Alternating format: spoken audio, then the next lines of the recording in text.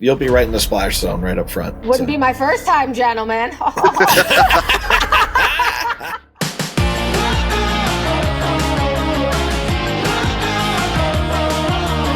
Hello, welcome to the newest edition of Middle-Aged Millennial MILF Podcast. I'm very excited. Today I have Skylar and Steve Correa. Am I saying that right? Correa? It's Korea, like the country. Korea, like the country. All right, yeah. Yeah. Cool, that makes it so easy. And you might also know them, like I do, as Niblick and Mashie, Heralds of Myebumm from the Arizona Renaissance Festival. Woo! Huzzah! And all the things. Yes. Yes. I have to say, you guys are our favorite. Like our family, we were just sitting there one day, like staying out of the rain, eating like a croissant, and you guys came on, and now you're like Strickland family lore. Like that's that's high praise.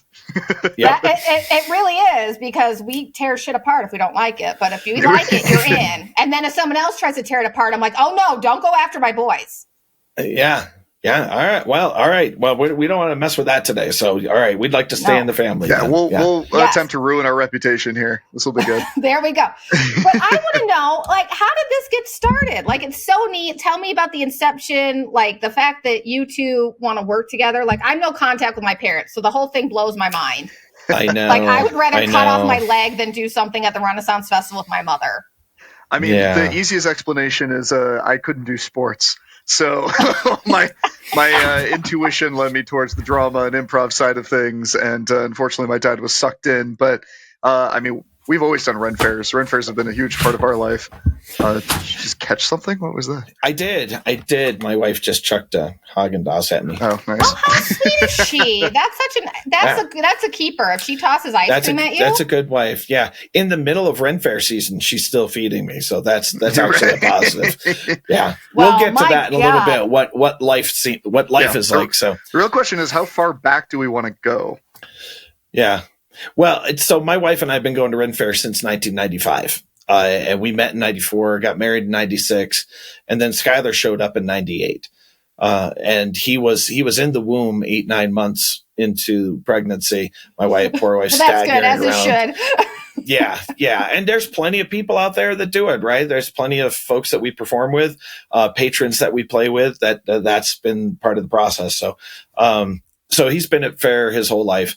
It wasn't, and he has always gone to the Sterling Renaissance Festival in upstate New York. That's where we really cut our teeth, was in upstate New York. But it wasn't until we came out to Arizona. And again, Skylar jokes, but he was, the sports thing was part of my life growing up, not this theater stuff.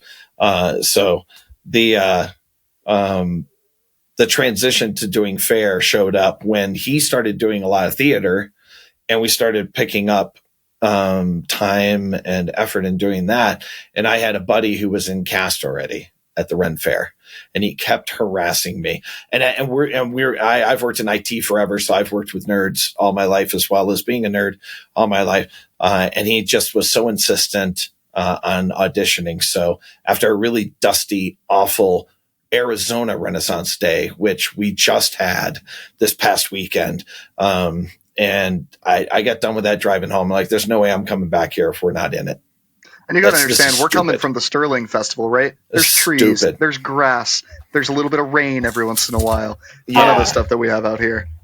Yeah, you walk in and you park in a hayfield, and it smells like, beautiful pasture land. And you walk up to a gate that tumbles into a hillside that goes down. It's all forested and opens up at the bottom in the jousting field.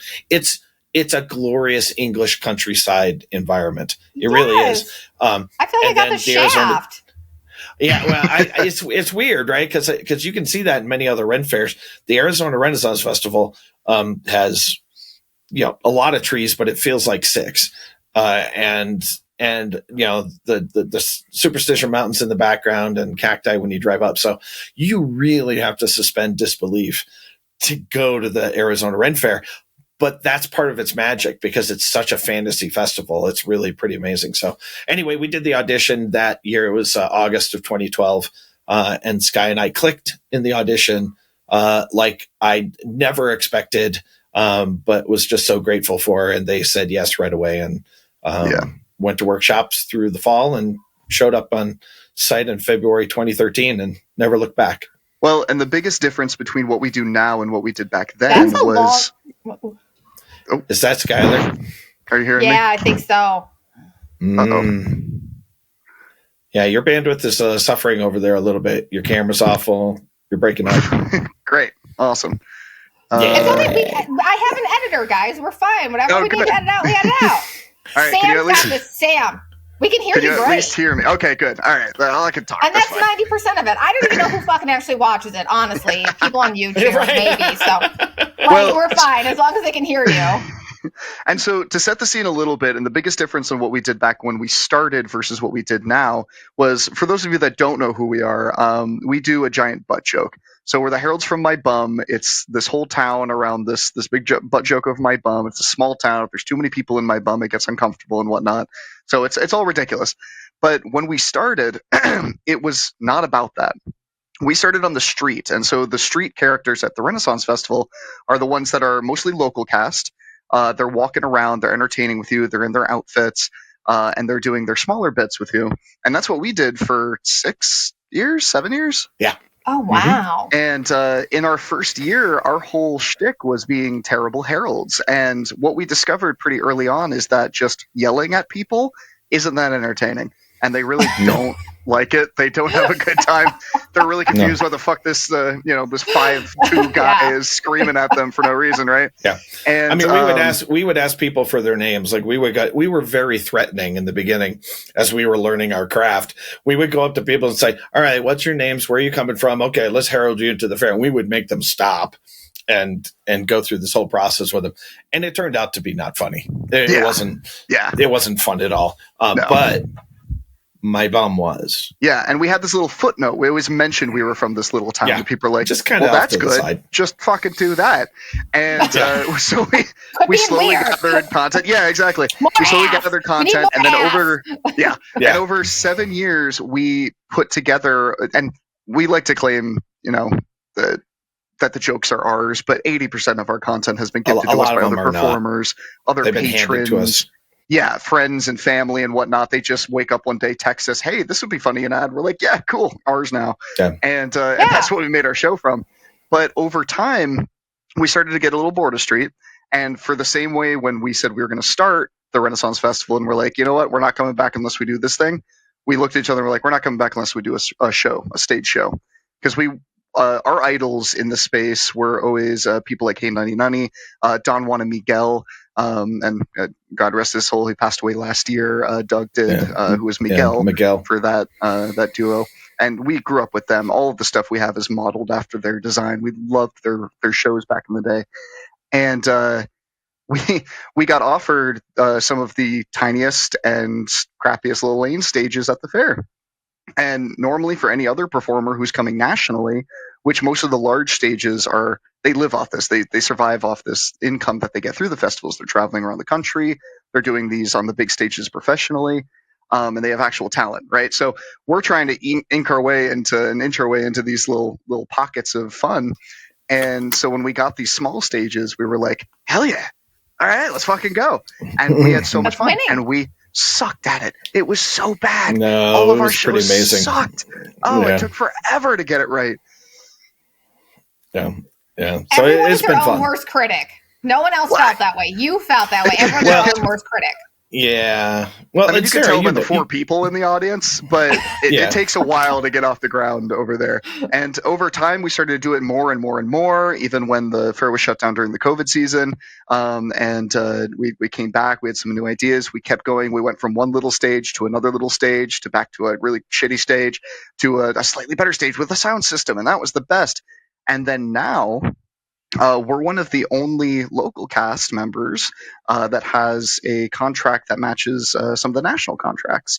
So we're in a really, really special, blessed place to kind of stand side by side with some of the people who do this professionally for a living. They're known throughout the circuit, and we get to just learn and show all the cool stuff that we've done with our other local acts and see their journeys too. It's been really cool. This might be a little too that might be too endearing of a topic, but it's genuinely true. Like for all the silliness that we talk about on stage, and it's stool samples and butt jokes and double entendre all day. Yeah, there it is, baby. See, there's a stool there it is. I'm making sex noises on stage for a cheap laugh in some instances, right? Anything that works. And we're just having a blast, and we're helping people embarrass themselves on our stages and everything. And at the same time, what we've managed to do is really create a professional show and with a professional attitude, and focus on recovery and make sure that we're safe and we can do this for the long haul, and work on tech and mics so that our voices don't die out. Like all the stuff that the national people do to be able to do their shows and get paid and go to the next festival and do it again and again and again. We've gotten a chance to learn and be taught and be mentored. And still have the opportunity to come home to the day job and pay the bills during the week. It's a privilege. What are the day jobs? Let's hear the day jobs. I have worked in IT for 32 years. I've been a paid professional computer geek in a lot of different industries within IT, but it's always been IT. And currently I'm in my 11th year working at Microsoft. Yeah. Wow. No, that's like a real job. It's a real job. Real job. It's impressive. Yeah.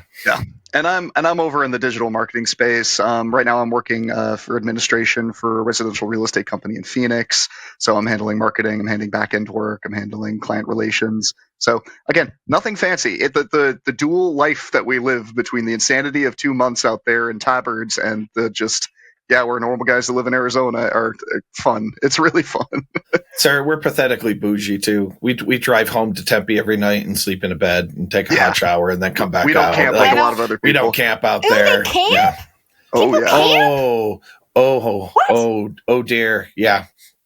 Well, I mean, the full-time people, for the most part, they have trailers, the camper trailers that they're pulling, fifth wheels that they're pulling and live in. But the local cast often will camp out there, put their own trailers out there as well, and stay the weekends and tents. stuff. There's entire parking lots dedicated to tents and staying out there for the weekend. Space, 10, 12, 15 tents. People, nope. It's awful. Unless, to is them. It just debauchery? To them. Are they just like all having sex in these tents, and that's what they're like? This is like their time. Like that's the only reason I would be like, all right, we're all just doing each other. I mean, then I can go back to my tent. I don't want to do someone and then go back to Tempe. If we would have had this conversation 15 years ago, that might have been the case. I think Ren Fairs and the hippie universe that Ren Fairs rose out of, that level of experience and debauchery has been there in the past. Well, I'd say longer than 15. That was because these were such a new space. This is where all the carnies would go, right? But nowadays, these Renaissance festivals are so safe. It's way more corporate. They're corporate. They're professional. Everybody back there wants to be there. I mean, I always describe it as it's a giant church family, and you feel the same love, and I could sleep in any of these guys' couches. They can take care of me when I'm sick. So it's like a church family, just with all different kinds of walks of life. Yeah, just with 17 different gods. Yeah. I was going to say, not all Jesus. Not all Jesus. Yeah, right. There's definitely no orgies going on backstage. What there is going on backstage during the night is a whole bunch of potlucks and chili cook-offs and fun stuff in the parking lot, little tailgates. It's the most wonderful, loving group of people that are just happy to be there and entertain everybody. Well, and then we feel leave it. and go sleep in a bed. Go in there, and then you're like, "Fuck you guys. We have real jobs. Have fun being a loser. Right. Maybe get an IT job with Microsoft. You won't have to sleep in a tent." Yeah, saying. Exactly. Just saying. Yeah. Hashtag winning for you guys. Well, I mean, they're winning too. Like it's so crazy, That's right? True. When we started 13 years ago, we were involved in the Christian church, and were going to fair on Saturdays and then going on Sundays. And the first 3 years, it was so obvious to me that the community and the connection at fair with not only the performers and the artisans that stay there, this is their whole life, and the local cast coming together, but with the patron community too, the folks like yourself that come on a regular basis and just become part of the whole universe out there. That's actually what the church has been aiming for for a long time, right? Yeah. Right? Swinging a miss. Yeah, and there's just things that get in the way, and we could spend hours talking about that. But I do feel like if the church could just turn and look and see what this community does to take care of take care of each other inside and outside, how they love each other regardless of their background, what's been done to them, what they've done in the past, what where they think they're heading now, like all of that stuff exists in the Ren Fair community. It's hard not to love it to death. It's pretty amazing. And I mean, hell, there's even a charity called the Rescue Rally that's made by Ren Fair people for Ren Fair people that quite literally over the course of the year takes donations, charitable events, does big like bombastic things, and all that money goes into funds to assist with medical bills, home payments, rents, travel costs when a car gets destroyed. I mean, there was a trailer that caught fire and got into a car accident last year. Rescue Rally helped out with that. So, these people are so dedicated to loving the shit out of all the other people who understand the position that they're in. I mean, most of the stuff can be volunteer work, considered volunteer work, and so everybody wants to make sure that we're lifted up to match each other. That's really neat. So I take it you don't go to church anymore? The way that conversation sounded. Yeah, like, right. Yeah. Yeah, I was like, I'm waiting to hear this. You really intrigued me. What an insightful interviewer you are, Sarah. You just read the room so well. Yeah, and it was that journey. Skylar was brought into it as a kid. So he eventually became an adult, got to make his own choices about where he spent his time in faith walk and things.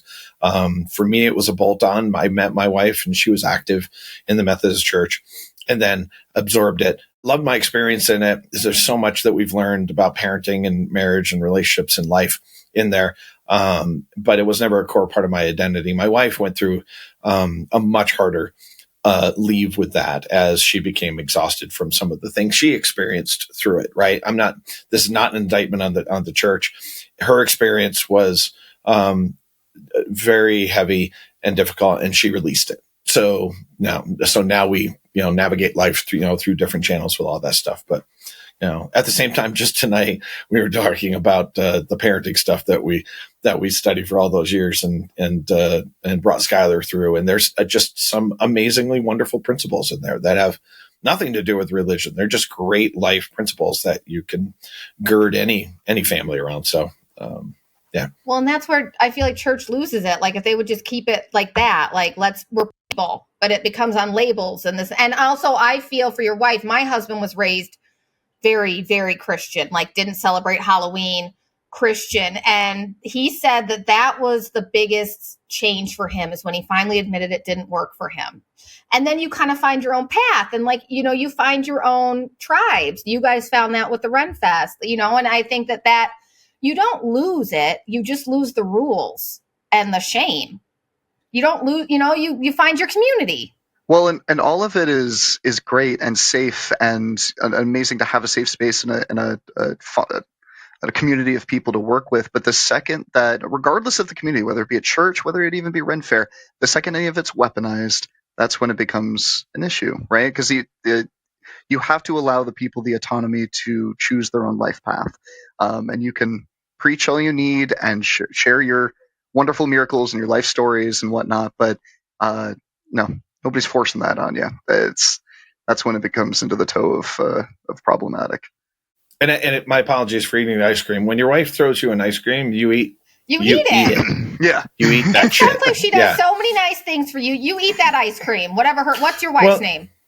Her name is Kirsten, and we'd be remiss not to talk about her in the Myebumm world that we live in at Fair, because she's been our biggest supporter, our harshest critic. She's created characters for us. She has built our first set of costumes. The tabards you've seen in the last 2 years are the third generation tabards for us. Next time we see you, we'll show you how much the sun fades our costumes over time. We're coming back one more time. We're not bringing the fucking kids, though. That was it. This year? We already came. Remember, we came with the kids. We spent a shit ton of money. Walker was like hungover. I don't know. He had to go take a nap under a tree at one point. So I was like, we're going to come with friends. We'll come with friends. It'll be much more fun. Yeah. Oh, yeah. Buckle up on that. So Kirsten has been just the cornerstone of all of it for us.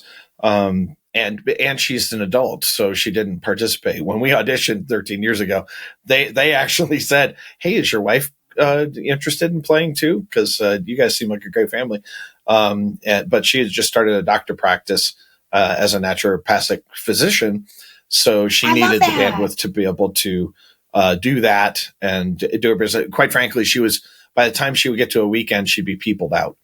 And that's no fair for anybody if they're all worn out from customer service and thinking through stuff like that. So, yeah. And that support extends to well more than even just mom. It's, even now, and I think this year we've really experienced it more than any other year.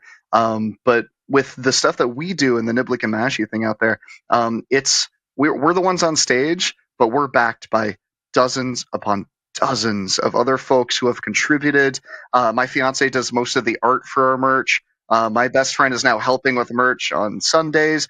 We have like 3 to 4 who started as fans, fell in love, and now they've become dear friends and family of our lives, who come to every show, who help out. I mean, hell, when we were doing Hangman back in the day, we met this group of people and then jumped into a 4-year-long Dungeons and Dragons campaign with these random fans that we found, and now I've lived with one of them. Like, the amount of relationships that you can grow by just not being a dickhead out there is pretty fantastic. And we say that as a joke, but it's fucking true.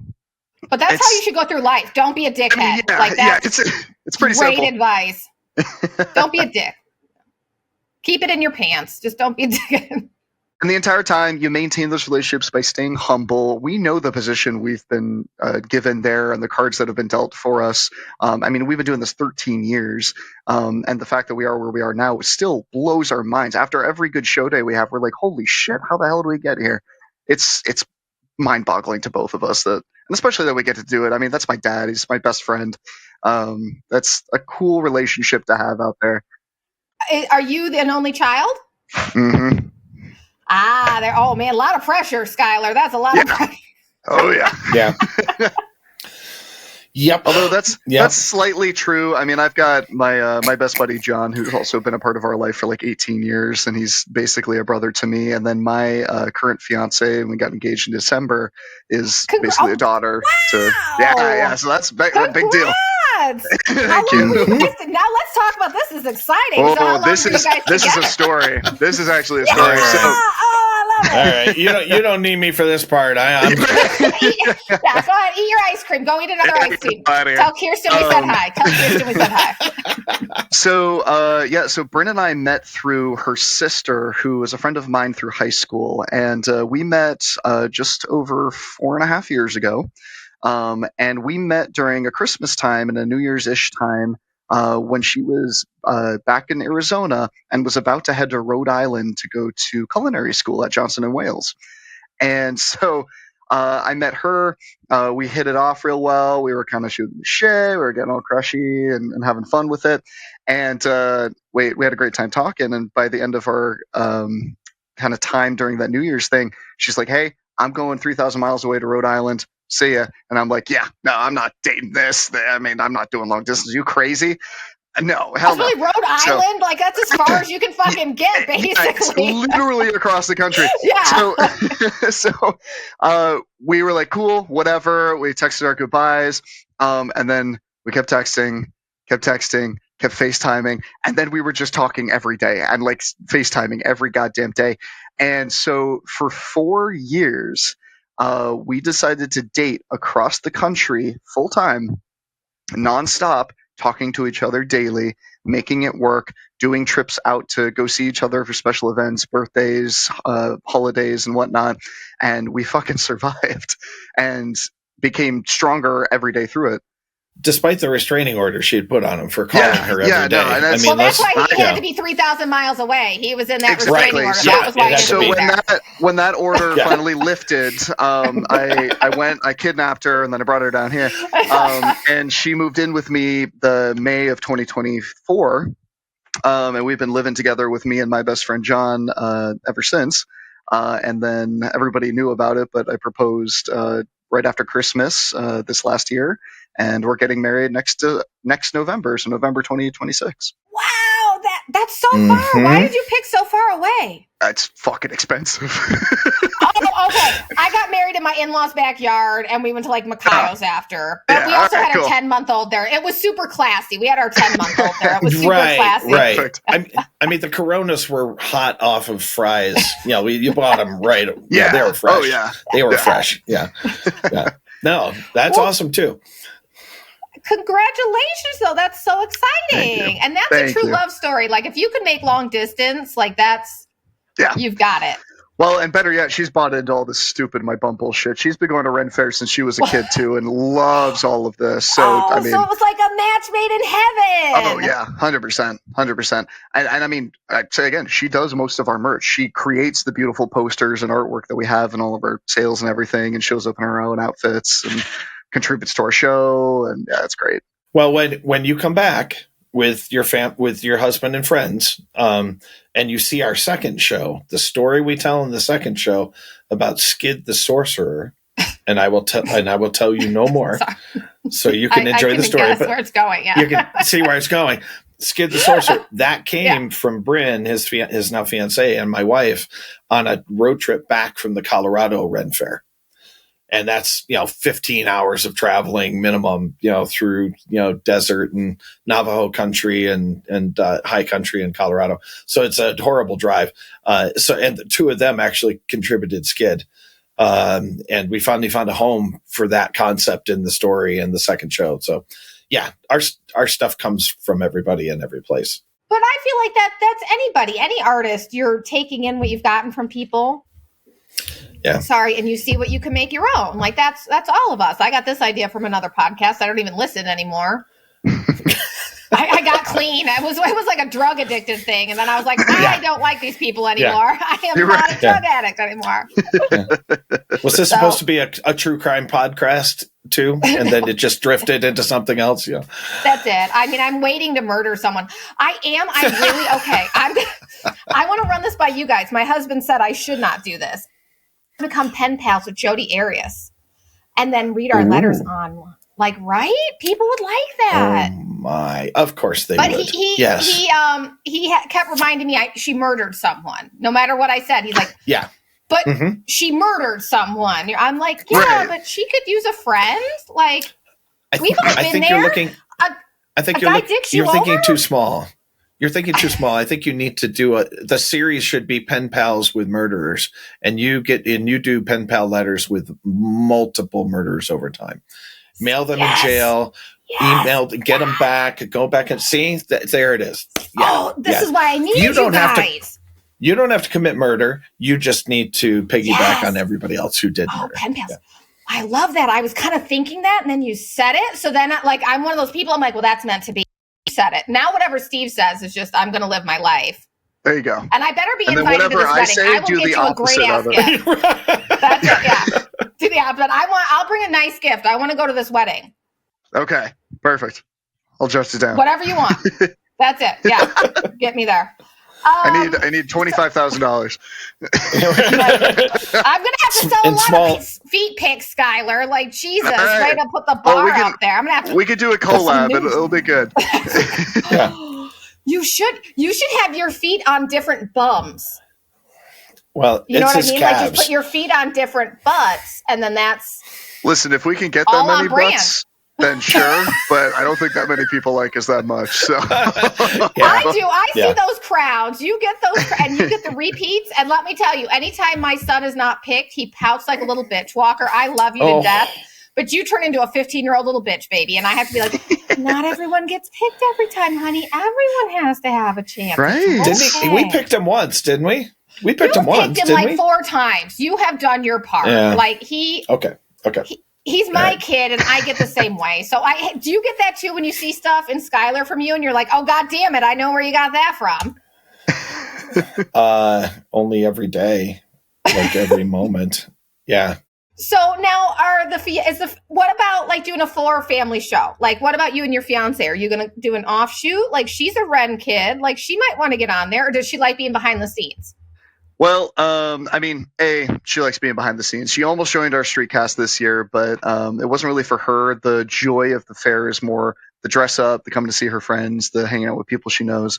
But in general, and Dad and I have talked about this quite a bit, there's no more people we would have on stage. There's a lot that surrounds our show, but when one of us can't do Niblick and Mashie anymore, Niblick and Mashie doesn't happen. This is not a growing thing. This is a special thing between me and my dad that we're going to do until one of us either dies or gets a kid or something else happens, right? So we've talked about, when we stop doing this show, what then? Are one of us still going to help out in the fair in an admin sense or workshop sense? Are we going to do street, lane, whatever? But Niblick and Mashie is solely for Skylar and Steve. I love that. That has to bring a tear to your eye. That's so beautiful to hear your son say that. He's not like, I would replace him in a heartbeat. I didn't say that. he's like, if I can get Steve Carell up there, Dad, you're gone. Yeah, right. If I get a hotter, younger guy for some competition. Yeah. I mean, shit, it's all over. But that's what he's done. I know my place in the franchise. I'm a very articulate straight man for the funny guy over here. So that's fun. Yeah, I get the group of girls to come over and join the show. You make them fall in love with you. That's how this works. Yeah, it is. It totally is. Do you guys have some groupies that stick around? Like, not that you know what I mean. Like, I know you're faithful ladies. I'm not saying anything, but like, do you get the ladies that are like they want it? Yeah. I mean, I think that's a Ren Fair. That's a Ren Fair thing. That's a performer thing. Our show, because we break the fourth wall, because Ren Fair is an interactive theater, and Skylar and I thrive in that interactive stuff. We improv with the audience. We bring them into our show. We find foils to play with throughout the entire show early in the beginning. This year's actually been particularly good for that this year. So it's really hard not to feel like you're in the family when you're at one of our shows. If you stayed the whole time and you really dug it, you feel like you were a part of it. It's so hard for that not to be the case. So out of that has arose, a collection of really now close friends that have been super fans, that have been consistent with us, that know the beats of the show, that woo at the right times to give everybody else permission. A little cue. to woo. Hey guys, this is what you want to, Yeah, no, it's true. This is a funny part. This is a funny part. So half of our laughs wouldn't exist without a few choice friends that we've got that just scream when it needs to happen and whatnot. Yeah. But with that being said, because we're so intimate within our shows, there are definitely some people that feel a little more attached than they should be, or come up to my dad and ask if I'm single after, like weird stuff. I mean, at least they're asking your dad. Like they're showing respect. Yeah. I mean, but also, ladies, shoot your fucking shot. If you want Niblick, like go rub up on Niblick. Like I haven't been single in a long time. Maybe that's not what you do, but you want it, you go get it. You don't ask daddy for it. So also, ladies, why that wasn't working. Well, it's fascinating, right? Because it's like 2 months out of the year we get to be mini celebrities in our own little world, and it's fun. It's fun, and then we go back to 10 months of pretty normal bullshit. Which is slightly true. We do have a little second window, but I will say that I never expected to be a wingman when I did this years ago. For your own son. When he was 13, going through 18, and we were going through the teen years in high school and going through that vibe. That wasn't as big of a deal. But since we've had the stage shows and we've been consistently learning how to really deeply connect with folks, it's been countless times I've had to say, no, he's in a relationship. Yeah, he's not available. And now does anybody hit on you though? A little bit, but not nearly as much. You're not in trouble. It's not your fault. Listen, though, the demographic that hits on Steve is the more vocal demographic that will just stand up and fucking say it at the show. Oh, yeah. And they're like, all right, daddy. And we're like, okay. All right, cool. That got weird. Yeah, mine are all like 25 and younger, and they're all shy about it. His are not shy about it. Yeah. Middle-aged and give no shit. Yeah. 40 and older and have very little filter anymore. So yeah, it's very clear. You don't have time, Steve. We don't know how much time we have. I know. If you want the dick, you go for the dick. Like what? You're talking to a 57-year-old man who wears tights on the weekends. I'm aware of how little time I have left. I'm aware. You're enjoying it. I was doing a motorcycle course and this guy like ate shit in front of me and I was like, whoa.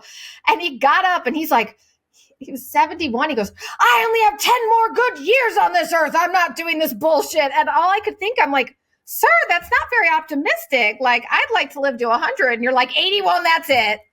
And also, he passed. I didn't pass. He passed. So. Right. Because he's running out of time. It's I'm amazing. sure with That's the it. Like, I need to. you start to know if you're hitting 80, 90, or 100. That's it. Because I was like, whoa, sir. Yeah, there was a 71-year-old guy in one of our audiences recently that I was talking to because I tend to do a bit of crowd work while Sky is out insulting me in the lanes, getting people to come to our show when he's talking, and it works perfectly. It's totally great. There's not one insult he hasn't asked permission to do, so it's totally fine. So respectful. And there was a 71-year-old guy there, and we're talking, and he's there. And he looks like a 71-year-old guy. And then I do the math in my head. I'm like, oh, shit, that's 14 years. Okay. Okay. All right. We got to keep moving. Got to keep exercising. You're like, I don't want that in 14 years. Yeah. Okay. It's just a wake-up call every weekend to decide how much I really want to care for myself or not. Well, but also, so is Kirsten a naturopathic doctor? You mentioned her getting into it. Is she currently a doctor? Yeah, she still is. She doesn't have an active practice now with humans. What she's moved into now, she still has her license. She still has the capability to doctor people, but people tend not to follow through. They're not as committed as you are when you're the doc. So it can be frustrating if you have a heart for people to get better. So she ran aground on that after 12, 13 years in practice. So shrunk her practice through COVID in particular. COVID went virtual. We moved to Flagstaff and everything shrunk. So she moved to caring for animals more so because animals tend not to lie. They're happy when you tend to them, and they do what you tell. Yeah, you make them. Yeah, they do what they tell you. So up in Flagstaff now, we've moved on to a 5-acre property, and she is the general manager, the founder of a not-for-profit up here called Joyful Pastures, where she takes in retirement horses that have lived out their days in activity, but maybe they can't do that activity anymore. They're hurt. They gotten sick. An owner passed away, and that horse needed a place to go, and the horse was 30 some odd years old. So we have a place for a certain number of horses up here to be able to do that with, and she tends to them. And a lot of her naturopathic skills and homeopathy and physical medicine skills are being poured into these animals to give them a longer life, a more comfortable ride to the end. And, we have 7 horses and 3 donkeys and 12 chickens and 3 barn cats out here on 5 acres, which suddenly doesn't sound like a lot of property anymore. It's very small in consideration of all the animals. But she just has a real knack for working with these creatures and being in tune with them empathetically and energetically. So it's really a great match for her right now. So that's so amazing. How many people do you meet that do like genuinely amazing? None. Selfless, in this world, that's so selfless. Yeah, and it's just because she feels like she has this gift and she wants to help people feel better. Yeah, and I would argue she actually attracts those people to her. She has a couple of different vets that she works with these animals, small and large animal vets that have the same sort of selfless attitude. She tends to attract other horse people because horse people can be crazy. Oh, yeah. I mean, think about it. Crazy. You're spending all that money on an animal that you're riding. Yeah. So she tends to attract the more level-headed ones, and the other ones that do pass in and out of her life tend to, move in different directions over time. So it's great for her. I'm so excited to be able to support her in this and be a part of it too when I'm not running around on the weekends doing this stuff. So. So what's her thing called again? Because I'm interested Joyful in this Pastures. now. Joyfulpastures.org. And it's an official 501c3, and donations can be made. And she's trying to figure out how to fundraise without going crazy about it, because that could be its own whole mechanism. Kickstarter about stuff, right? So, yeah, I don't know. I don't know. You're the I mean, there's tech 4 or guy. 5 different ways. Well, it's not a tech. Figure out her It's not a tech. It's not a tech problem. I mean, she has a website. It says she's got the email. She said the thing. It's more of a time and an energy and a commitment thing, because the horses do take oodles of time. What she really needs is another manager-ish person to help drive all that, and then another person running the social on top of it. So, and she's never been keen to do that on a regular basis. Never was in her doctor practice. People just came to her. She has a gravity for the folks that need her kind of healing touch. They came to her, and her practice was never empty. Skylar worked at the front desk for how long? Like a year and a half or something like that. And it was never an empty practice in her world. So I'm super so it's bummed. pretty cool. I was looking for a naturopath. I thought I had my answer here. I know. Sorry, damn it. I cannot extend that offer to you. I'm sorry. No, not asking. Just very interested. Unless you're willing to dress up as a horse. I could do that. I dressed up like an otter to get this little like otter stuffed animal at a conference, so I have no shame. Like, okay. And we wear butts on our chest, so we understand. Yeah, right. Yeah. Hey, some people have no butts. At least you have a butt on your chest. Like, nobody wants to be those flat butt people. Oh. Yeah, we got it on both sides. We got both sides covered. We were blessed with kind of nice asses. We got good little ones. I've had a hockey ass for a while, so it's okay. well, now I'm gonna like look, and then I'll be like, oh, that's weird. I just looked. Like, I had to look just because you mentioned it, and I have to verify. Don't fiancé and wife. Yeah, there's no. Yeah, right. nothing sexual here. Like, that's what when like girls interview people. Like, I don't know, when I like you guys, like I felt a kinship. I was a theater kid, and I felt, you feel similar vibes, but it's never like a crush. Like, anytime someone's like, I love this male singer and it's a crush, I'm like, ew, no, like it's the art. Right. I don't know. So just let everyone know, like, yeah, nothing sexual. I'm not a groupie. Like, yeah. I'm good with a man. the worst it gets is when, and it's really the older generations, right? Folks that are older than I am will get handsy with Skylar and I. That's the only time. It'll be like a grandparently pat on the ass, or maybe a slight liberty with a grab and hold. Yeah. Like it'll be something like if you go under the tabard, that's when it gets, that crosses the line. If you're outside the tabard, maybe legally it's not really a butt pat, but I just had it last weekend. I was an old guy. It was a guy. I mean, you probably made his day. That's it. He probably walked away and he's like, I patted that guy's ass. Like, he was all for it. And he was happy. He was making a butt joke, and he figured it was all in good fun and did it. It was all in my bum. Yeah. Yeah. I mean, part of my soul left, but it was fine. It was fine. Just it made for a his second, day. and then you got it back. You're like, okay, just think of the horses. Just think of the horses. It just went out for a second. It came back right. That's it. Go but happy place. Horses. And then slowly save a horse, ride a cowboy, starts going across his brain. Not again. Damn it. So many horses. I made a joke on one that I hate country music. And I'm like, the only song I want to hear is Cowboy Take Me Away when I'm masturbating. Think about Glenn Powell and Twisters. I keep hearing that song and like hear about horses and cowboy shit. I'm like, am I going to manifest this? Is this going to happen? Yeah. I mean, like I said, I love my mans, but Glenn Powell wants to do me in a field. I'd be like, I have to, right? Yeah. You'll be like, one moment, please. I have to. That's it. Yeah. I'm just going to, that's all I got to admit, the country music starts to grow on you. I never used to be a fan, but ever since my buddy started to become a super fan, and he's an all hat no cattle kind of guy. He's got the Jeep Wrangler, but loves country music, right? So I hear it on repeat all day, and I'm up here. I can ride a horse. I'm like, but I don't like it. It's fine, whatever. But when you hear it on repeat every day and all the different songs, you start to like it.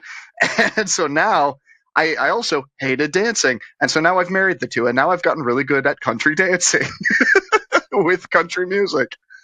Well, that's fair.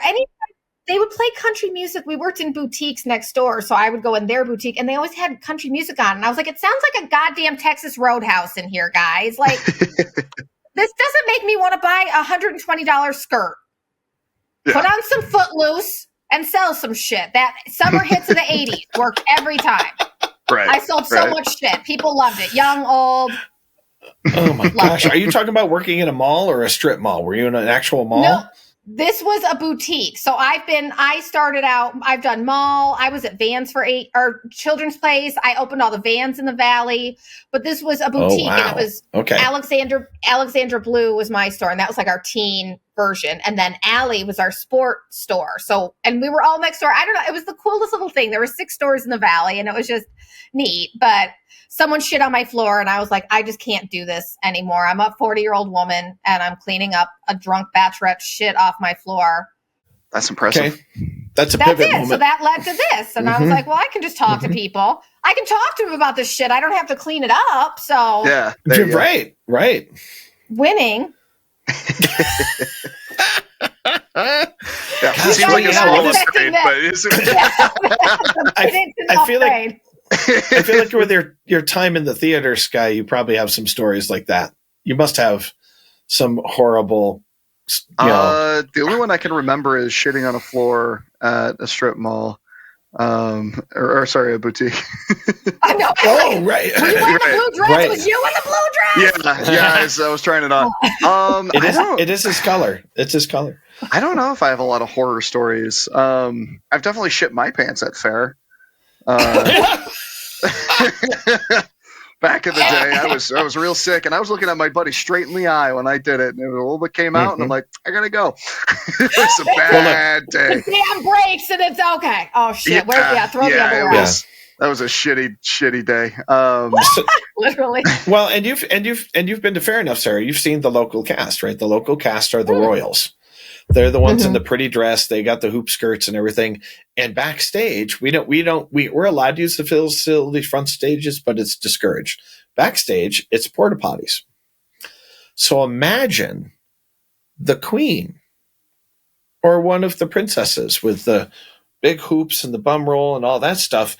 And they just have to pee, right? We don't even have to go number 2 for this to be an unbelievable thought, right? So there's handicapped stalls, right? There's the handicap porta potties that are bigger door, bigger everything, and then a normal one.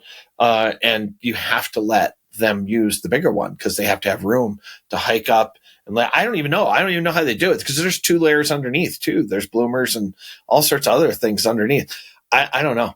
I don't know how they do it. Yeah, I've gotten one explanation, and I felt like I needed to take notes. So most of it is lost on me. Yeah, you're like, there's a lot of steps just to pee. Yeah. There's technique and angles. I don't know. I don't know how they do it. That's why they're the queen. That's why they're the top. They apparently can piss in a porta potty. Yeah, the audition is really weird. It's not about performance and how you talk to kids. It's like, look, can you take a shit in this dress? Look, just go back there and let's see what happens. Yeah. She's like, what, like wearing it or like just holding it up? Oh, holding it up. Yeah, no problem. Yeah, sure call. Just don't get anything on it. Because that would be the hard thing. But I guess it's also the Renaissance Fest. Like people had shit all over their clothes back then. I'm sure it wasn't like everyone was dry cleaning. So if there's some shit on there, it's just authentic. Our fair has mermaids. We're not an authentic Renaissance festival. I love the mermaids, though. The mermaids are great. They're great. Picture.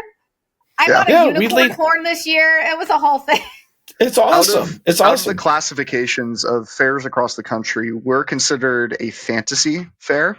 As are most of the big ones, just because there's more shit to do and they want to encourage the cosplaying and bringing in whatever you want. I mean, we have a Time Traveler's Day with fucking stormtroopers walking around and the Ghostbusters car and the TARDIS, right? So, but we treat it as such, right? There are other fairs, though, that take it very seriously, and these are the authentic ones. I mean, even Sterling, and as an example, is one. They hire ex-Broadway actors to come, and they do pay big bucks for these people to stay and aspiring in character. Actors. Yeah, and they stay in character, and they don't fuck around with any weird my bum stuff. They leave that to the stage shows, right? And so that stuff you see on the street, they're going to be the most authentic version of a 16th century Ren Fair. Wow. That's impressive. Yeah.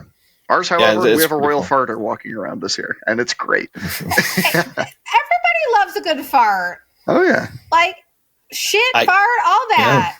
Yeah, a cease and desist has already been sent to him in terms of our content. But oh, my husband told me to ask. I heard there's like a war going on or something. What's this war? Oh, yes. Okay. So, yeah. And we've probably crossed the line on this a little bit, bringing it out towards the public side, what we've been doing. But yeah, when a fair starts running, clicking and clacking well, the local cast can get bored. There's a certain routine to doing fair. It's a Groundhog Day scenario. Every day is the same. The first weekend shows are supposed to be as good and the same experience and the same feel and vibe as the last weekend, right? So we're doing Groundhog Day every day.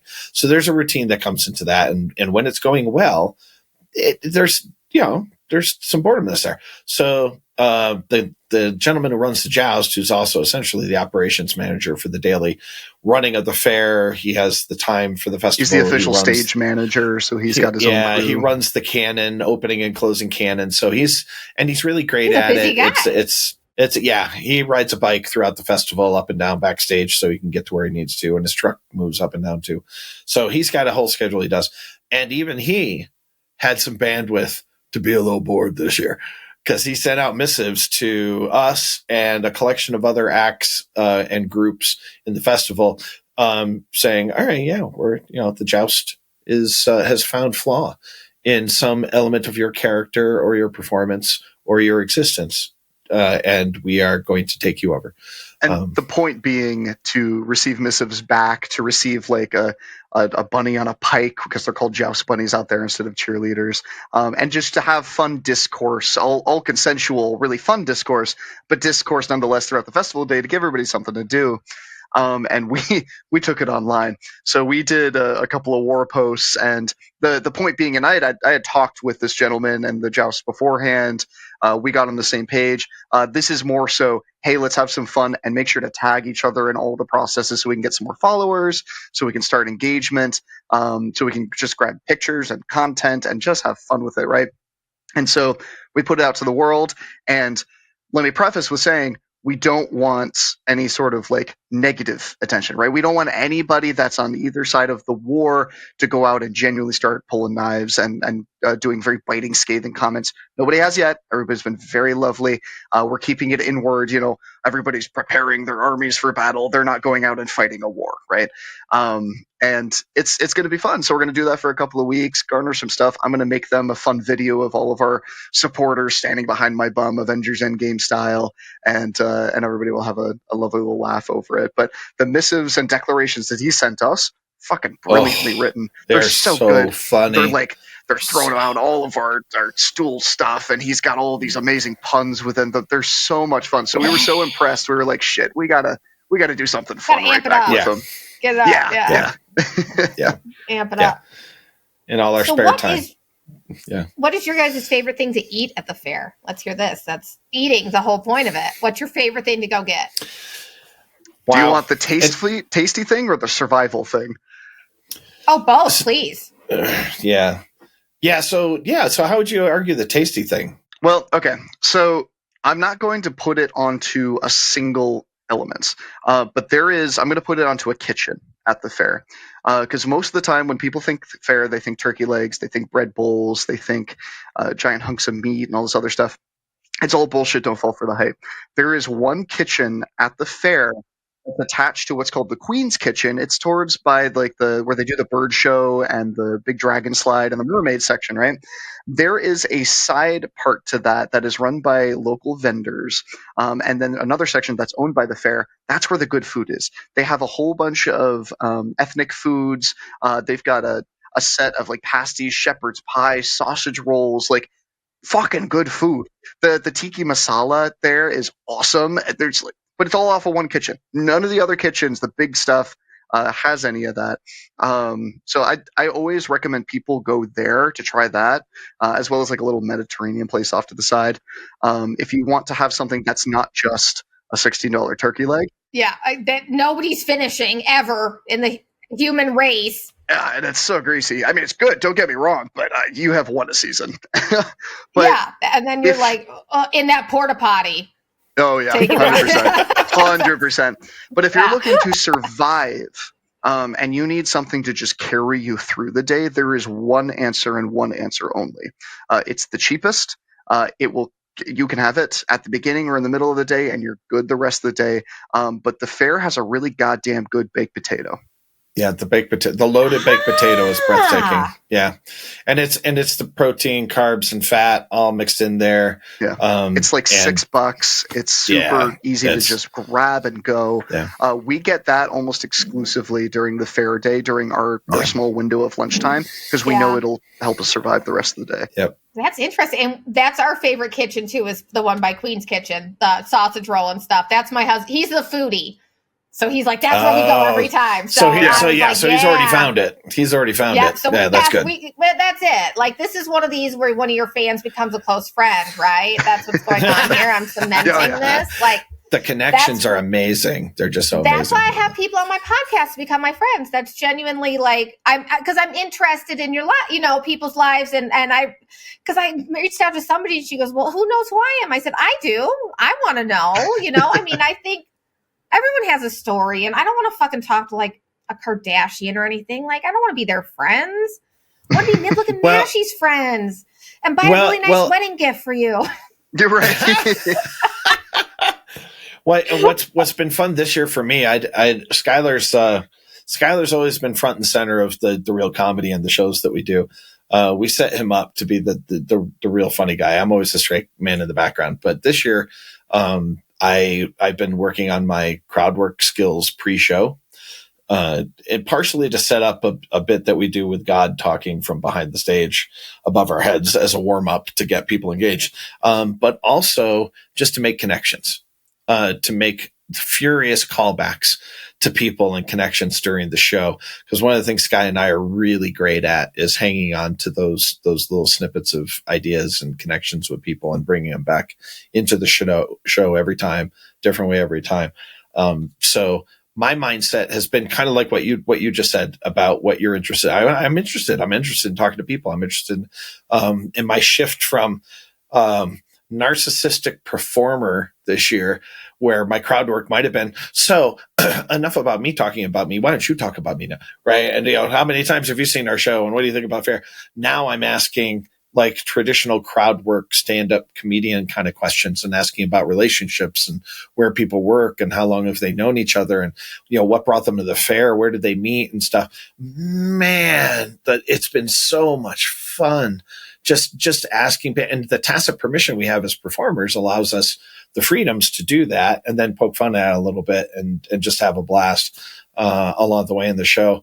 I think the best example of that this year has been a woman who had 4 kids with her, none of which were hers. And they were late middle school to early high school aged kids. So they were older kids. It wasn't like she had a brood of elementary school kids or something. These were older kids in the 12 to 14-year-old bracket somewhere. And there were 4 of them, and none of them were her kid. And it was very clear. So of course I have to start asking about what's going on and how's the trafficking work. And, do you normally just pick them up? Do you normally pick them up here at fair? Is it outside the gates? You do it in here and they go out. And so, of course, we used Julie which turned out to be her real name. I thought she was giving me a fake name. Turned out to be her real name. And because she had no qualms about what she was doing with these kids. It was a perfectly acceptable And it was story. clear this was a mom of 1 kid and a group of friends that and were a group like of other kids, large, right? The larger context. But that show, God, this Skylar in the background, God gave her a curse of having more kids, like some 27 kids or something like that. It's all funny. Ha ha ha. It's all great. In the first 3 minutes into the show, 2 more kids show up and squeeze into the aisle next door. And then maybe 3 or 4 minutes later into the first story that we tell in the show, 2 more kids show up. One of them is hers. So the crowd is laughing. Well, and the crowd's egging it on, right? They are. Because the crowd's going in. Oh, Julie's got the van. Oh, Julie's grabbed another one. I don't even have to fucking say anything. I'm just pointing, and everybody's losing it. It was so fun. It was a flywheel moment that took a life of its own. And by the end, we met all of them, all of the kids and the mom, and we met the one who was the kid. And what was the context? It was legit. It was some youth group, something or other. Yeah, it was a youth group. One that mom was clearly the family who all the kids, they go to their house to hang out kind of thing, right? Yeah. But there were like 10 to 12 kids that just wanted to go to the fair that day, and she was their chaperone. Go, Julie! But holy shit, it was funny. It was so because the funny. audience is yelling at the van like every time they see a kid go by, they're like, "Oh, Julie, go get him! Go get him! Yeah, that one's yours. Yeah. Watch out! Better start running!" Like it was so much fun. So much fun. That I live for that, to be able to spur it on, to help make the connection. Then it takes a life of its own, and then we are forced to respond to it and integrate it, and we don't even have to try because it ends up having its own life all by itself. That's dreamy. It's the best. It's the best part of the fourth wall breaking interactive theater part of fair. It's so much fun. That's why you do it. You do it for these connections. Yeah. You know, I mean, we all as human beings need, especially doing IT stuff, you're not really around people. So this probably feeds your battery, you know, for the whole year, getting these connections and stories. And Well, weirdly pre-COVID, it was, I had plenty of human connection even in my IT role. I would be at customer sites, meeting with customers. In my Microsoft role, prior to that, I was working in offices with other IT folks and interacting with customers that would come on site to do whatever, depending on what role I was in. Or I would be traveling to go meet with employees. Early on in our time in Arizona, I worked for a bank back east and would travel back all the time. So that itch got scratched a bit through work. But when COVID hit and everything went inward, it was easy for IT to go, you know, away from human connection. And then I got reorged into only having California customers. So there's no convenient way for me to just drive to an office. Prior to that, it was all Arizona customers. So now everything's in California. So there was a gap of 4 years before I had seen a customer face to face because of COVID. I hadn't seen anybody on site since January, February of 2020.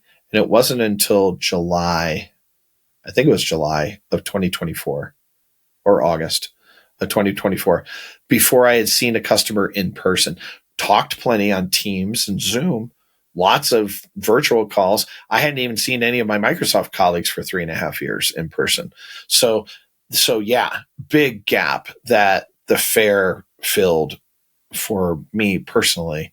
To bubble that up and help with workshops and teach new people coming into the fair how to do their craft. And Sky does that now as well. So the fair has scratched that itch for me in particular since COVID, because my job has gone very virtual for sure. And speaking on workshops, we were actually talking the other day about how we've been here for over a decade, and now we're starting to see the people at our beginning leave. And now there's a whole new generation of people that we're having to make these relationships with. And so we're both part of the workshop committee, which helps audition and train a lot of the newbies for street over the course of the year. It starts usually in August and goes through until fair starts.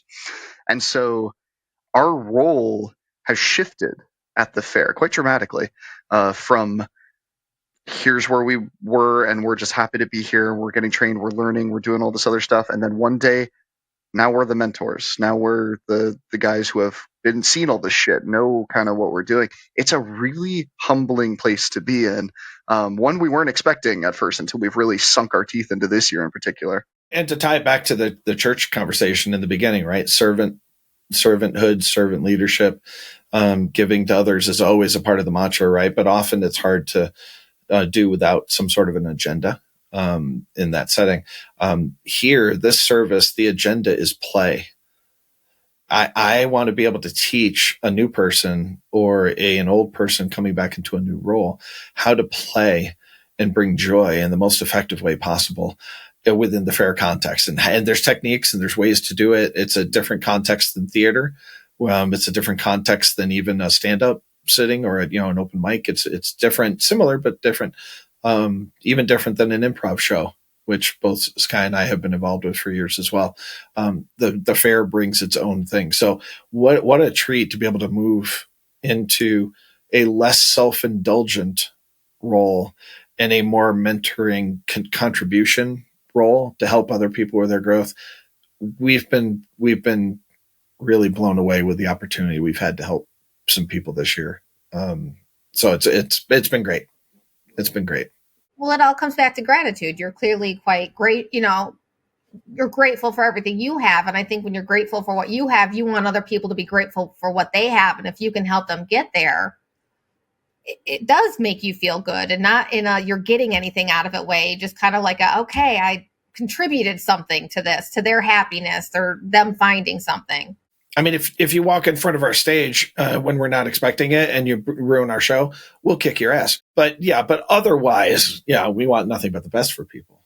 Yeah, and it's especially with the other colleagues and actors who are equally understanding in the processes of the festival and how hard it is to, not necessarily how hard it is to succeed there, but how arduous it can be to succeed there if that's what you're really aiming to do. Working and helping mentor those shows, those bits, those relationships too, has been super rewarding because now we get to see all the steps that we took to get to where we are, but from an outside perspective. And it's fascinating how similar all the steps have to be. Very similar. Very similar. Because a Ren Fair show, especially in the show sphere, because we have a few peers of ours who are on the journey to creating a similar show and getting on the small stages. They're at that stage, or at that stage in their journey now where they're on the stages we were on. And it's been fascinating to watch them go through the same exact trials and tribulations we had when we were creating our show and our story. Because no matter how funny it is, no matter the type of show you're creating, none of it fucking works. It's all bullshit. Because the only thing that matters out there, and this is the only thing the audience expects, because they haven't sat down, they haven't paid you to sit and watch your show, they don't feel obliged to sit in that bench and go through it from start to finish. The show is free. So they can leave at any time. And so now your focus has to be the same it was when you were a street character, and that's interactive theater. How can I turn my entire story-driven, music-driven, acrobatic-driven show into something that the audience, and what we've all talked about before, feels intimately connected with? So how can I create a parasocial relationship in that motion, or in that moment, to make them sit and forget that they haven't paid us yet, and that they might tip at the end of it and they might buy something, right? It's fascinating. Like our friends in the creation of this first main show that they've made this year put it together, and the first 2 weekends they're like, it sucks, I don't know what to do. We did all this hard work, nobody's staying, our audiences are tiny, what is going on? And we're like, okay, cool, throw out half of it. Give yourselves 10 extra minutes in your show to breathe and to talk with people and have shit go wrong, and then laugh about it with your audience and create a connection. And we've had this conversation with other people, and sometimes they take it, sometimes they don't, because they're used to more classical training and more classical style shows. But this group in particular took it, threw out half their shit, redirected a whole bunch of their energies towards the audience, and immediately the next show, and they barely practiced, the next show, flawless. Figured out some shit, something clicked, the audience stayed, people were having fun. The stuff that went wrong in their prior version of the show, even if it was the same thing that went wrong, no longer felt like it was a mistake that needed to be corrected or something that was embarrassing. Now it was like, hands on hips, everybody's laughing about this thing that just happened. Great, now everybody's feeling connected. And the story they've taken from there and the stuff that they've made and blossomed out into is phenomenal. And it's the same kind of lessons we learned.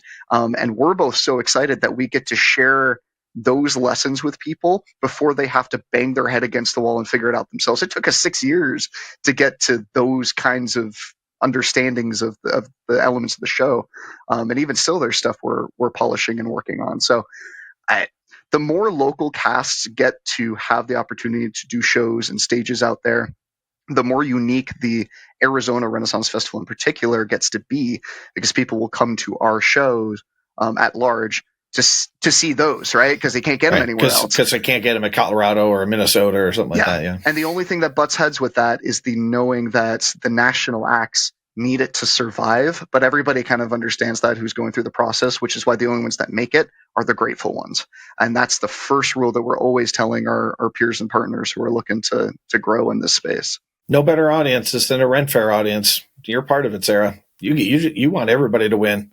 You don't want a bad show, man. You are rooting for every performer out there. So absolutely. Well, I cannot thank you, gentlemen, enough tonight. I had a blast talking to you. I hope it was mutually beneficial. It was great. I had ice cream, so I couldn't go wrong. Right. It was perfect. Yeah. You found out you're getting a wedding gift? Yeah, right.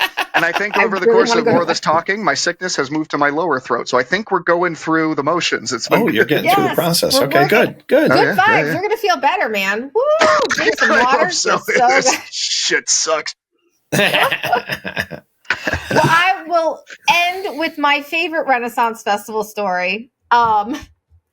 It was 2 years ago, and you know how they have that big slide?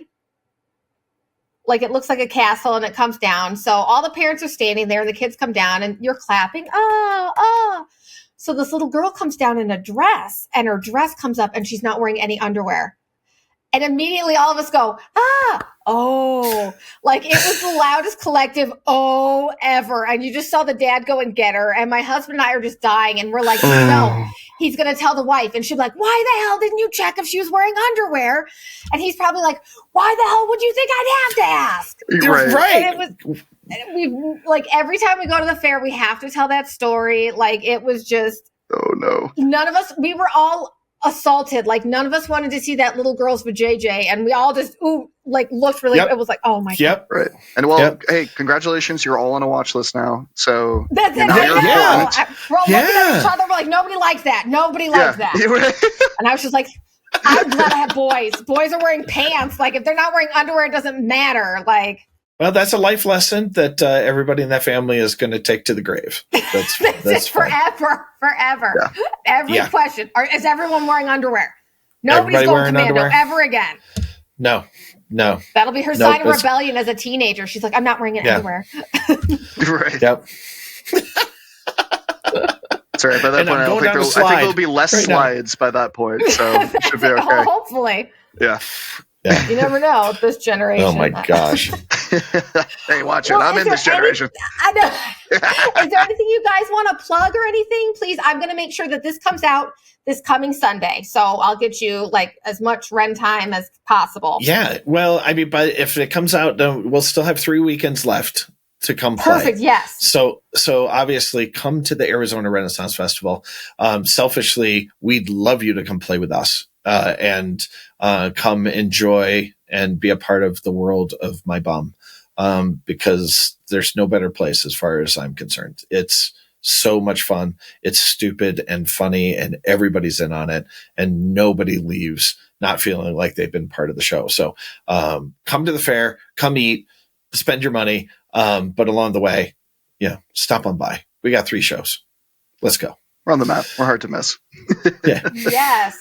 Well, thank you guys so much. I can't wait to see you. I'll message you before we're going to come because I want to see you guys. Please. I want a little VIP front row for me, and I'll throw dollar bills at you. Yeah, we'll put a little reserve sticker on there. We'll throw dollar bills. We'll put you right in the splash zone. You'll be right in the splash zone right up front. Wouldn't be my first time, gentlemen. Now, I'll leave you with this. The hardest part about doing the Renaissance Festival with my old man is that he refuses to turn it off when the festival is done. When we're at Fry's, I have to always pull him back because you can't just walk up to the little kid and start, bidding at him and doing this other stuff. And I only bring that up because the splash zone in our 1 o'clock show now exists for a reason. So if you come to that show, you'll see what that means. But there's always a line that we can continue to cross. So. Yeah. Did you know? Did you know Fry's actually has security? I didn't know they had security. It's so they stand weird. behind that. They're behind that two-way glass. They're just like, look at that creep. Yeah. But he's trying to see if they're wearing underwear. Yeah, right. He's got a little slide on him. Get him. Why he brought his own slide? What's going on? Yeah. So weird. So weird. Well, thank you guys. You were the highlight of my night, and I can't wait to see you again at the fair. And I'll buy you something at the Queen's Kitchen. Perfect. Wow, that is a promise we'll hold you to. Thank you, and thank you so much for letting us come play and do this podcast with you. This has been a real treat. This has been a lot of fun tonight. Thank you. Of course, like I said, it was selfish. I wanted you guys to be my friends. Like I was watching you on stage, and I was like, I can make them my friends. You give me 1 hour, I can make anyone my friend. So there you go. Mission accomplished. Let's go. Presents, everything. That's it. Beautiful. I love you guys. You guys have a great night. Tell your beautiful wife and fiance I said hello. They're lucky to have both of you, and you're lucky to have them. Well, indeed. You got it. We're more lucky. Thank you. We're more lucky. Yes. Yeah. I disagree. And don't forget, make today your bitch.